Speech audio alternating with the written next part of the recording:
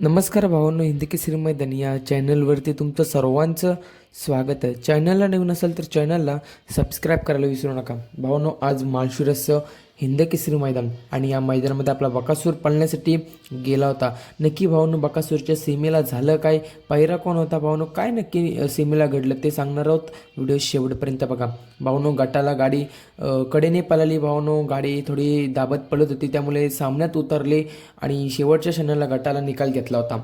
त्यानंतर भावांनो, सेमीच्या वेळी आपल्या बकासूर आणि मल्हारची गाडी आतून लागली होती।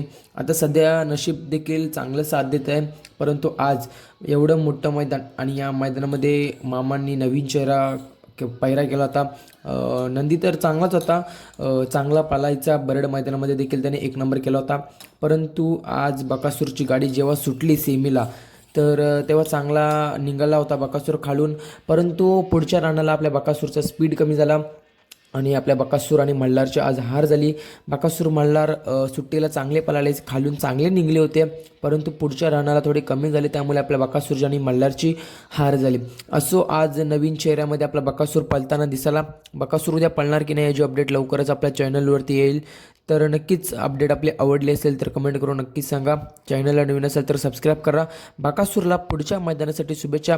आज हिंदी केसरी मैदान होतं, आज फक्त गुलालीची अपेक्षा होती, परंतु ती अपेक्षा आपली पूर्ण झाली नाही।